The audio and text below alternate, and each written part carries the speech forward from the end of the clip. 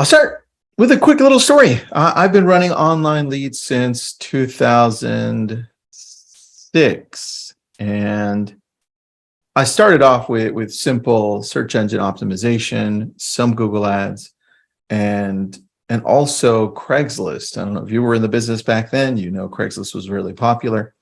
And then I evolved into buying leads from realtor.com and Zillow. And then I eventually cut both off and then went directly into Google PPC, Facebook lead ads, and then we also even worked with Redfin for a little bit. What's up, Mark? Hey, what's going on? I was just giving a little story, so you didn't miss anything. All right. Then from there, we just started exploring as many avenues as possible when it came to online leads. And so I'll start with a quick graphic, and everything I share here with you, you'll get by email as well. We like to really break down the leads in this format, and that's TOFU, MOFU, and BOFU. You usually hear those phrases when it comes down to branding, when it comes to marketing, when it comes to funnels in some ways. So I wanted to share it in this way with you so you better understand the quality. And so at the very top, you have Facebook lead ads. They could be Instagram lead ads. It can be any type of lead ad in that way. Typically, somebody goes through, answers some questions on social, and then they come to you. But think of the intent at that way. And look, there's also other formats over here. If you zoom in, you got blog post, infographic, photographs, podcasts, similar ways. But I'm going to come back to this. I want to stop sharing really quick.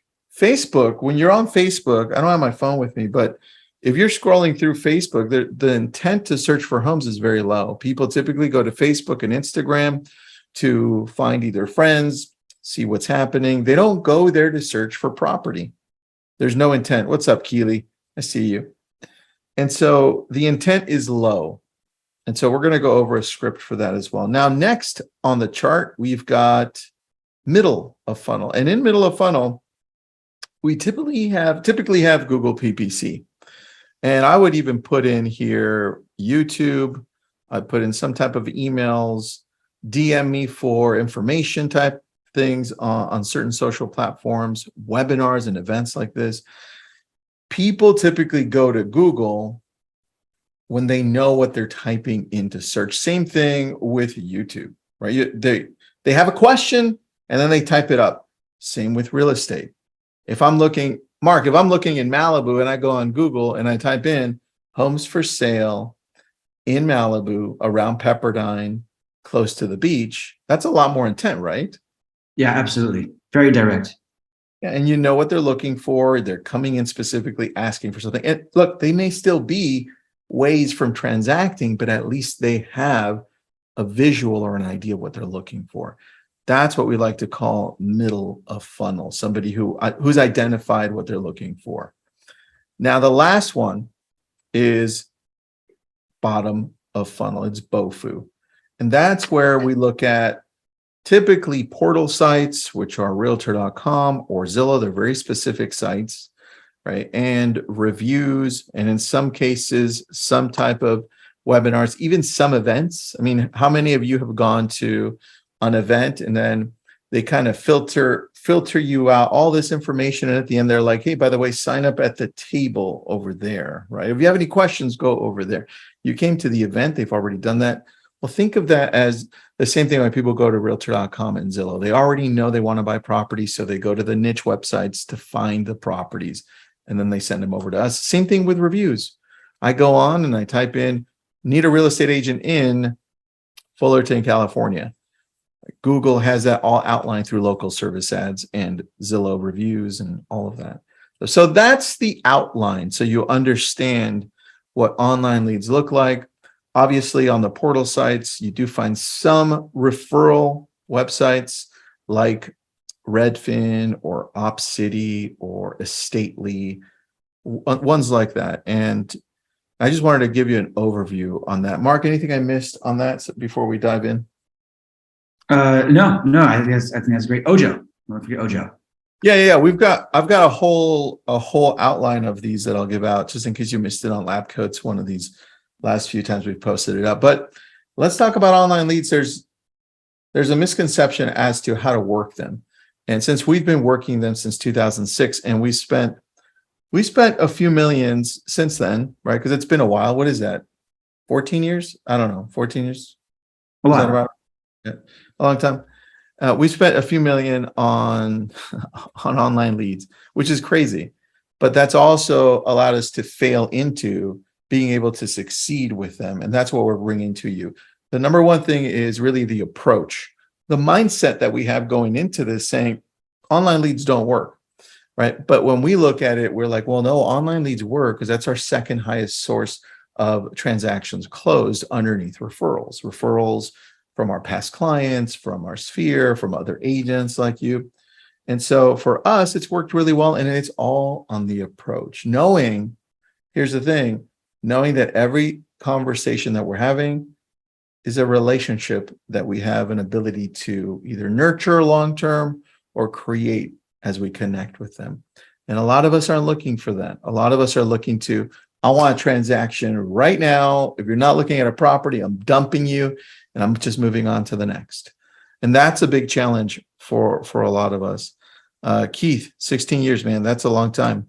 So that's where it starts. It starts with mindset because then I hear it and Mark hears it in the dialogue, right? And that dialogue becomes super terrible at that point. And we'll do the dialogue in a little bit too.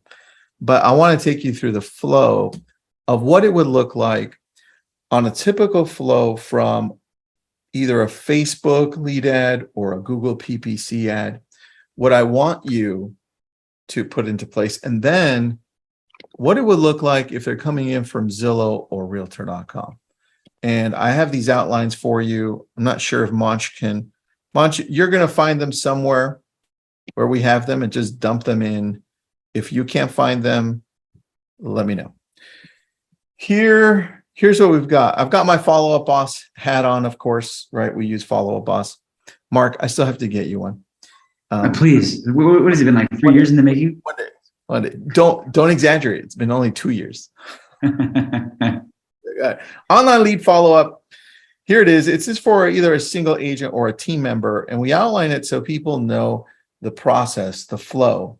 And remember, this is Google or Facebook typically, right? One that's in the middle or the top of the funnel. They're coming in, they answer a few questions, whether it's through a Facebook lead ad or whether it's through a Google ad where they go in and they ask and answer questions, right? We ask the questions, they answer them. And what happens is they get dumped into a CRM. Now, they can be Followup Boss, it can be Chime, wherever.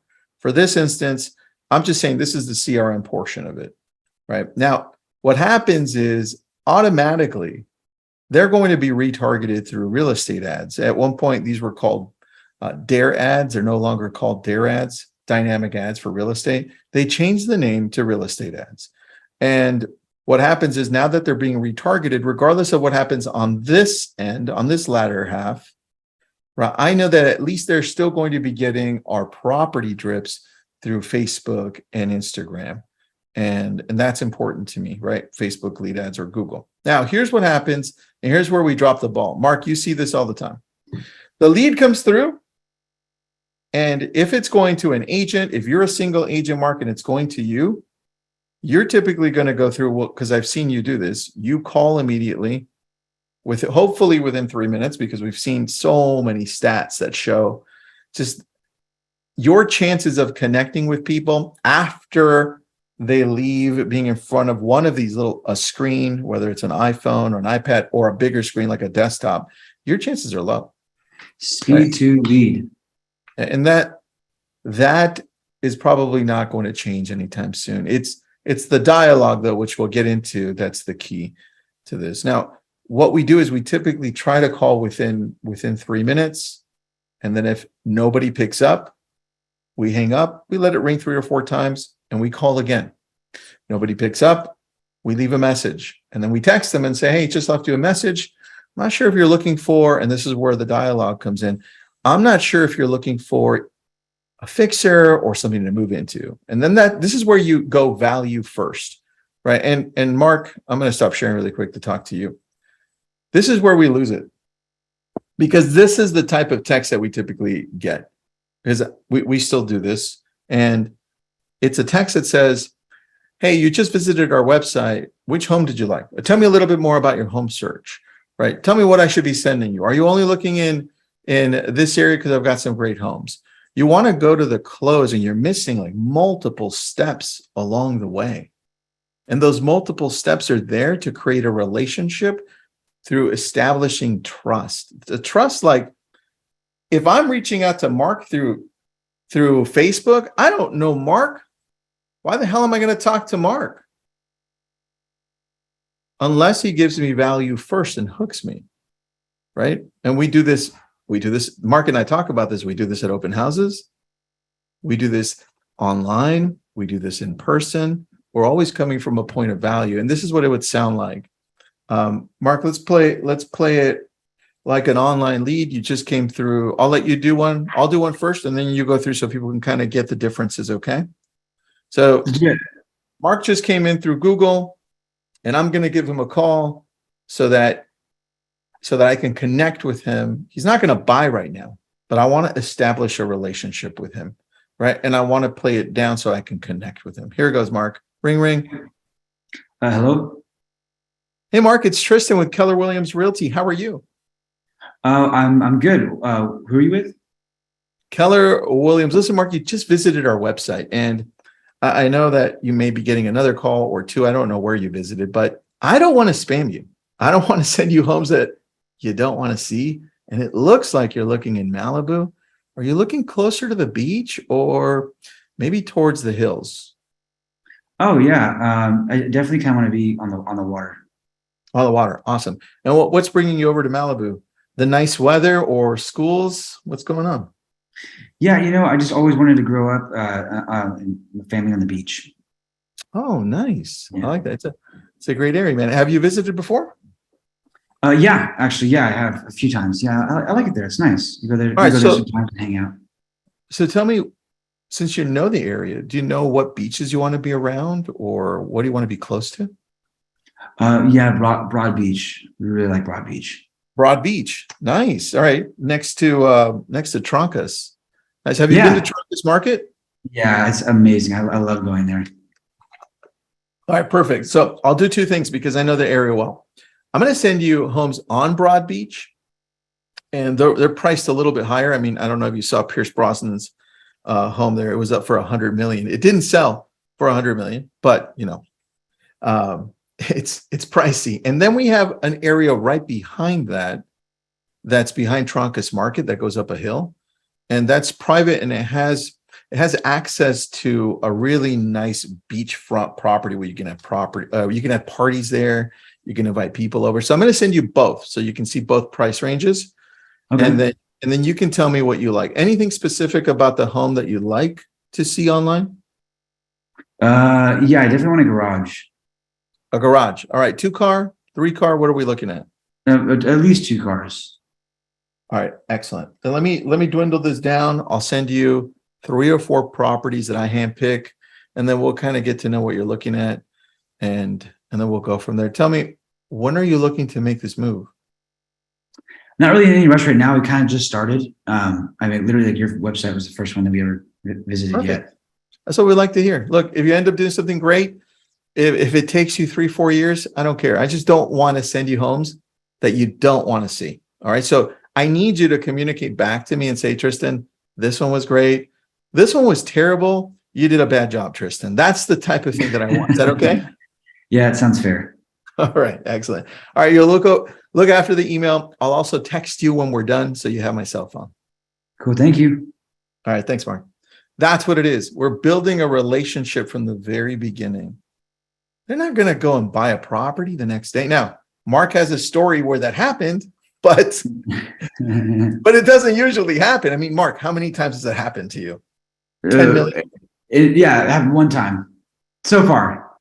One time, 10.5 million within 30 days, it happens, but it doesn't usually happen, right? So now let's play it out, Mark. I want to hear your style so people can see the differences, and Yep. then we'll go into the rest of that flow chart. So Cool. give me a call. All right. Ring, ring. Hello? Hi, is this Tristan? Yeah. You just caught me eating. How are you doing? Who's this? Doing well. Thanks for asking. Sorry to catch you while you're eating. I'll That's be all right. brief. I know you're busy. This is Mark. I'm actually with Tristan and Associates. I was just giving you a super quick call because you were on our website looking at properties in Malibu. Oh yeah, I'm just eating a sandwich here and I'm looking at homes on the beach. These prices are so expensive on the beach here. It's pretty nuts. Yeah, right. I know it comes with a dollar sign that is definitely very attractive though, because you're out on the beach. Question for you: what kind of sandwich are you eating, Tristan? I'm eating a turkey pastrami with cheddar. It's pretty That good. sounds really good. I'm kind of hungry. I skipped lunch. Okay. Well, hey, look, I want to get you back to enjoying your lunch and looking at properties on the beach. What brought you to the search to begin with over here in Malibu?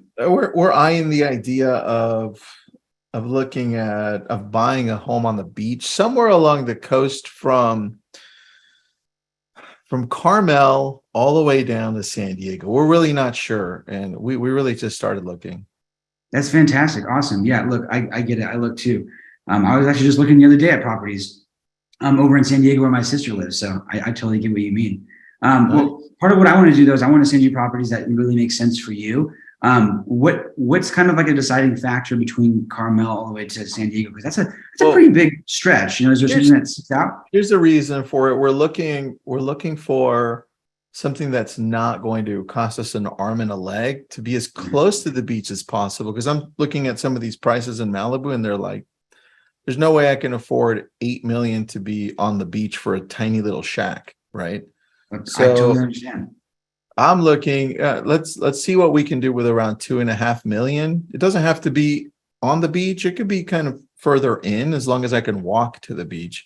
And Okay. I'm looking for maybe a house, right? But we're not looking for another 2.5 years. My wife's still got to retire, and so Totally it's a little bit out. Okay, absolutely. Well, part of our business and what we do over here at Tristan Associates is we actually really like to get in front of the clients like yourself who are far out, because we like to build relationships and kind of help you and guide you along the way, and not spam you and send you a bunch of random properties like you might actually see if you sign up at other home search websites, which is okay. You're more than welcome to, but you're not going to get that over here with us. Right. Number two, when you say walking distance to the beach, what does that look like? 2-minute walk, 5-minute walk? Because for me, that's like 30 seconds and I'm tired. I'm thinking probably 5 minutes, Mark. You need to get in shape. Mark, I do. 5. How about this? Whenever we get that house for you, I can walk to the beach from that'd be great. About 5 minutes. Good deal. And then you should look at 2 or 3 million on the water, as close to the water as possible. 5-minute walk maximum. Anywhere from Carmel all the way to San Diego. That's great. 2 or 3 years. What happens though if I find the property that's just like absolutely wows you and your wife? What happens then? Well, I mean, at that point, I'd like to see it. It could be a possibility. Well, we could. Do you guys rent homes, and maybe we can rent it out and Airbnb it while we make a final move? I don't know. I just like to see what the possibilities are first. We haven't even identified where on the coast we want to go to. So Totally understandable. You're the first person we talked to about this. Well, I feel honored while you're having your turkey pastrami sandwich. Question for you, real quick, Tristan, before we jump off. Do you have a certain criteria for bedrooms, bathrooms, anything else that I might be missing for the home? We need minimum two Okay. bedrooms, so nothing too big. Mm-hmm. 2 bedrooms. We'd like 2 bathrooms, and then some type of a small yard is okay, because we've got 2 little dogs. So, What kind of dogs? we've got a Bichon Frise, and a little poodle-looking thing. Yeah, super cute. Yeah, and then a bigger dog, a German Shepherd. So. Oh, lovely. Very good. Awesome. That's nice. A little diverse there. Cool. All right, good deal. So I think I have enough information here to kind of get started. I'm going to go ahead and send you over a few properties and areas. There's actually a couple of bells and whistles that are going off in my mind right now of where I'm going to send you. Okay. Is text or email best for you to receive a list? I don't check my email. So if you can text me and say, hey, Tristan, I found these 2 that are great for you, I would love that. Awesome. Fantastic. Well, I'll go ahead and get to work. I'll send those over to you. And I would love to connect and kind of see what your thoughts are. Even if you don't like it, it really, really helps me because I take detailed notes and very detail oriented and attention to detail for my clients. So just give me some feedback if you don't mind. Keep me super quick too. Yeah. Really helps me out. Perfect. Awesome. All right, Tristan. Well, good deal. Thank you so much for your time. I'm gonna let you get back to your sandwich, looking at homes on the beach. I'm gonna send you over a list of homes that kind of cater to what you're looking for. Okay. I love it. Thanks. So those are the two different styles. Both of them play for a longer term relationship. We've been doing this for such a long time. We know that a lot of these don't transact quickly. So that's the mindset issue, because sometimes I hear, hi, Mark, you just visited our website. Tell me what brought you to our website. They're like, oh, we're looking for a home. Awesome. 2 bedrooms, 3 baths. What are you looking for? They're like, oh, 3 bedrooms. Great. When are you going to transact? Or when are you looking to buy? They're like, oh, 8 months from now. It's like, oh, okay, well, listen, I'll send you some properties whenever you're ready, or you see something, let me know. They hang up and they say, online leads suck. And I'm like, no, yeah. And at that point, we look at them and like, no, your dialogue's a piece of crap. You need to up your game and know that this is a very, very long-term game. But geez, the amount of money you're leaving on the table is crazy. Let's go back to the chart. And if we don't find them home, look, so if Mark didn't find me home, he would then call me again, text me and says, hey, I just left you a message. When you have a chance to call me back, I don't know what you're looking for, whatever you want to shorten it to. Mark and I typically go, let us know if you're looking for a fixer or something to move into or something along those lines. Next, we email them and we also say in the subject line, hey, sorry, we missed you. We just tried calling you. And we put the exact same thing in the body that we did in the actual text. And then 20 minutes later, 25, 30 minutes or so, we send them a nudge text saying, hey, let me know. We don't want to spam you. Home search is set up. Then when we make contact, we decide whether or not we place them on A, B, C, or D. And obviously, if we haven't gotten a hold of them, we continue to nurture them through our real estate ads over on the left here, our property drips, and typically we have a long-term nurture plan as well. But at the same time, we're also having this automated process go through 7 days, because I know, look, as busy as we are, Mark could be at a listing presentation. He could be doing one of these coaching sessions with me, and he can't respond to a text, right? If something comes through, we have a whole system in place where we have ISAs and processes and tech. But if you can't do it, then this is why I love something like Followup Boss or Chime. Your CRM should be able to reach out to them in the meantime and connect with them so that at least they know somebody's there. What do you think about that, Mark? I love it. Absolutely great. There are 2 things in the chat that I think we should tackle because these are 2 hot topics. Radkez and James. Let's go with Radkez first. Chime provides the info whether the lead already has an agent. How do you work this lead? Oh, yes. Love this one. This one's great. All right. Shoot, you take it. I'm trying to find it. Okay, yeah, I'll just go ahead. Radkez, so basically what I do with this one is first I try to identify if the lead has a signed buyer broker agreement first.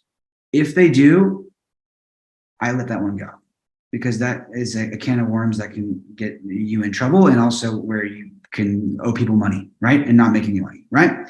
So that's that. Now let's say for the most part, they don't have one, right? So what I usually like to say is I like to say, hey, Radka, I totally understand. It speaks super highly of you that you mentioned that you have an agent. I do have a question for you. If I were to find something for you though off market, would you be willing to work with me and only me on that specific transaction alone? And if they say, like, oh, what does that mean? Then you say, look, well, sometimes I actually connect with sellers who don't want to pay 2 sides of commission. They only want to pay 1, which is understandable. I get it. They want to save some money and get the most bang for their buck. But with that, since I have a relationship with the seller and I kind of have a relationship with you, I would love to send that to you, but I need to know if you'd be willing to work with me on that home only. Right? So you're basically, the way in with that is the off-market property, right?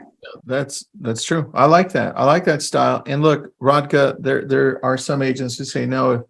If they hear that they're working with an agent, they kind of just stop and go the other way.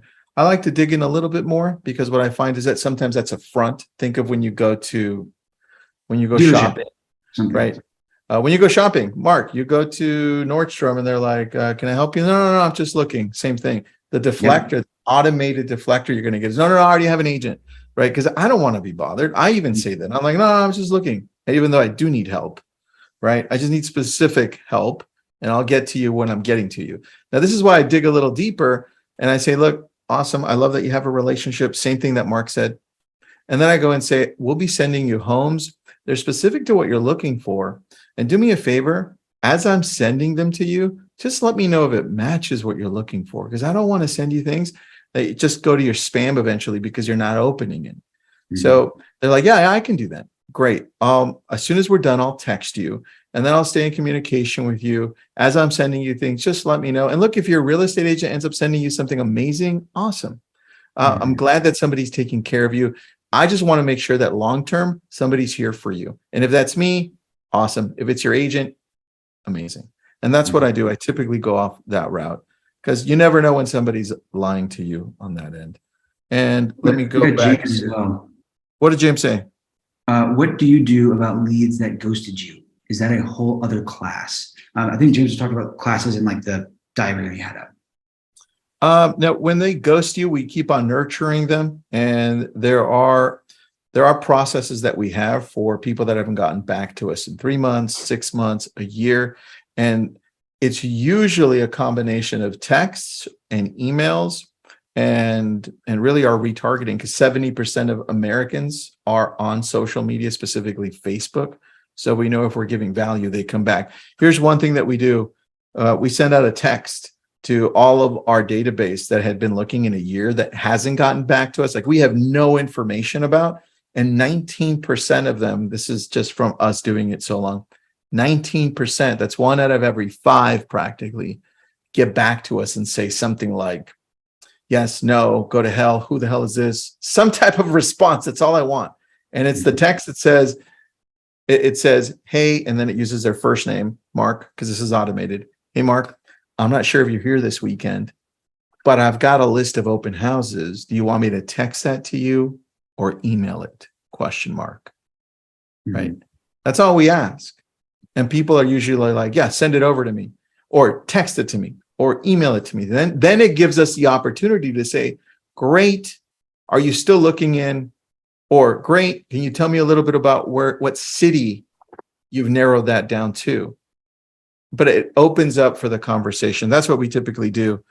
Who asked that question? James, great question. I like that. And let me, because we're running out of time at this point, let me go over to the chart, finish it up here. What we've done is once we categorize them as A, B, C, or D, we then have a whole process that we give to our coaching clients here that goes and outlines exactly what to say. And look, you can use Agent Legend, you can use Chime, you can use Followup, you can use whatever you want when it comes to this. But that's what it typically looks like. And then I'll give you this one too, even though we didn't have time to jump into it. This is the Zillow Realtor.com one. It's similar, but we know that Zillow and Realtor.com leads come in. They come in typically more ready to transact, but they've also talked to about 7 different real estate agents. So they're a lot harder to win over. What Mark and I were showing you in both of our conversations in that dialogue, you notice that we both said, oh, you're the first person I talked to. That's actually real because Google PPC leads, they haven't talked to anybody. We're catching them at such an early stage. We're building relationships with them. This is why we still love going Google PPC route. But here's what it looks like. You've got incoming call, incoming email, and then you've got both sides. I'm not going to get into it. We'll dump this into the chat right now, but it gives you the whole process. So you have this, again, these are all built out from us, from all of our experiences. You're not going to find these anywhere else because we built them. Let me see what other questions we've got, Mark, because the last 2 questions were really good. What about breadths? Did we just talk about? I was typing to him right now. I can just jump in though. What about a lead pool we receive and we aren't sure when they visited a website? I called a couple of leads and they were looking about a year ago. What is the best opening? I got one for you that I can dive in there. Go. One is saying, hey, sorry that we missed you, right? Like an email. Sorry that we missed you. just noticed that you're looking at properties in XYZ about a year ago, wondering if you're still looking for a home or if you found the perfect home for you already, or has your criteria switched. That's a pretty, good opening. It also comes from a place of like sympathy, like, oh my gosh, we messed up, sorry, kind of thing. Even though you may not have actually messed up at all. You know, we've actually, you and I have run this in the past. I don't know if you remember, we ran a dialogue that was similar. And what ended up working best was you just being straightforward and just vulnerable and saying, yeah, exactly. Hey, Mark, listen, you visited our website sometime in the last year, and I'm so sorry. I don't know if our team ever got back to you. So I'm calling you right now. I don't even know if we've spoken. I'm really sorry, but are you still looking for a home? What's your situation now? And they're like, oh yeah, you know what? Take me off your list. I never want to hear from you guys again. And then you're like, oh, well, thank you so much. We appreciate you. Or it could go along the lines of, you know, I did speak to somebody about 6 months ago, but I didn't hear back from you guys. And that's when you can rekindle that. But always come from a point of really just being you. And you'd be surprised how many times that opens the door wider, because they're tired of the crap that they hear. All these old scripts from the 1970s that don't work anymore. Nobody wants to hear that crap. I want to connect with somebody like Mark. Like, takes the time to listen to me. When I said I'm eating, he's like, well, what are you eating? I'm like, you caught me off guard there. I'm going to tell you, I'm eating a pastrami sandwich. Right? That's what I want to connect with somebody like that. Right? Because at the end, it's all about, you may hear it differently in other places, but we run this right now on different levels. It's all about being able to connect with somebody because you like them. That's it. Yeah. And also too, one thing that Tristan does really well, that's where I learned it from, is tone. Your tone is everything. The way you speak, the inflections, the pausing in the words. I mean, there's like a science behind it. It can all be practiced, and it can all be taught, and it can all be learned. So it's very important to really practice that, because it can actually really pay you dividends. Yeah, dude, the tonality is so key, which I think we should really go into dialogue the next call, because I think it's that important.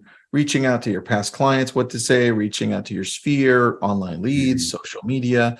Maybe we do that. And no, guys, we do this. We also coach. We do group coaching, one-on-ones. We don't push it. There's the link.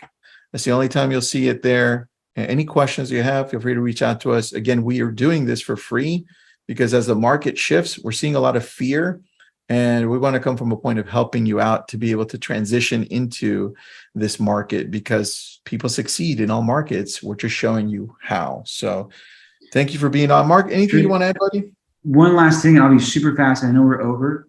Radka asked, and I just want to leave with this because this is one of the best golden nuggets that I can leave with. Radka said, how do you follow up with a lead that does not have a working number? I love this one. Real quick. Oftentimes they'll leave you an email address, right? Copy that email address.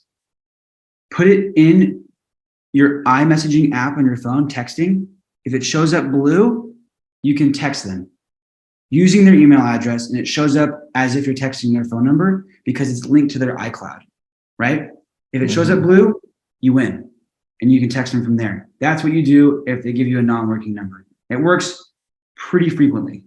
Yeah, in the United States, 1 out of every 2 phones is an iPhone. So that means 1 out of every 2 times when you copy that email address into the text box of your phone, you'll be able to iMessage with them, which is practically texting. So we've been doing that since, I think we introduced it to the industry, and then we blew it up on a blog, maybe like whenever iMessaging came out, I think that week. So yeah, we've been doing this from week 1 of its existence. Use it. Great addition. What number talk is this one? I think this is number 6, but we do have all of these recorded. They're on our YouTube channel.